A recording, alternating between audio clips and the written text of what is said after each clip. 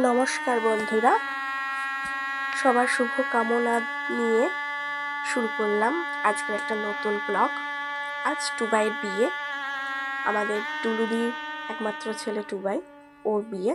তাই সকালবেলা নয়, এখন ভোরবেলা 5:30 বাজে। এখন আমরা দধিমঙ্গল অনুষ্ঠানের জন্য প্রস্তুতি নিচ্ছি।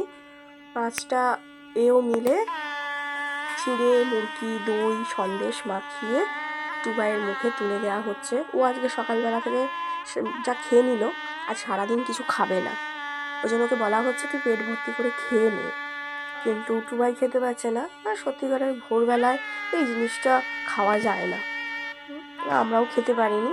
ওকে বলা হচ্ছে খেয়ে নে, কিন্তু সত্যিকারের ও খেতে পারছে না। আর আমরা তো জানি খাওয়া যায় না, ওই জন্যই বলা হচ্ছে যে সবাই যে মুখে দেবে, একটু একটু করে যেন মুখে দেয়, তাহলে ও বেচারি একটুখানি মুখে দিতেই হবে।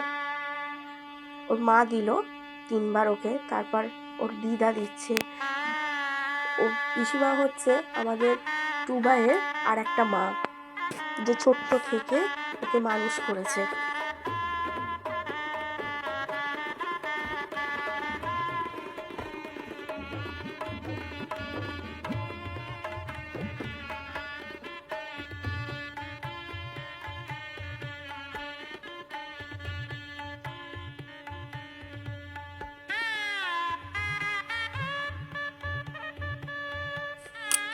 ইনি হচ্ছেন আমাদের এক চা, মানে নপিসিমণির ছেলের বৌমা। এনারা লন্ডনে থাকেন, টুবাইয়ের বিয়ের উপলক্ষেই এসছে।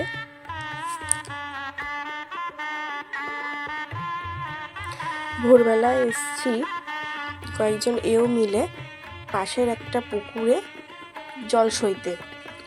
ঘটি করে জল তোলা হলো, এই জলটা টুবাইয়ের মাথায় ঢালা হবে গায়ে হলুদের পর। এটাকে নাকি বলা হয় আকাটা পুকুরে জল তোলা, আবার অনেকে বলে ভোরবেলা জল সইতে যাওয়া। পিসিমা জলটা তুললেন, তুলে এই জলটা উনি মাথায় করে নিয়ে যাবেন এবং গায়ে হলুদের পর টুবাইয়ের মাথায় ঢালা হবে। গায়ে হলুদের ভিডিওটা যখন আপনাদের দেব তখন দেখতে পাবেন যে এই জলটা কিভাবে টুবাইকে দেওয়া হবে। এই নিয়ে হয়ে গেল আমাদের ভোরবেলার 2টো রিচুয়াল, দধিমঙ্গল আর আকাটা পুকুরে জল তোলা বা জল সইতে যাওয়া। এরপর আপনাদের কাছে আসবে গায়ে হলুদের রিচুয়াল।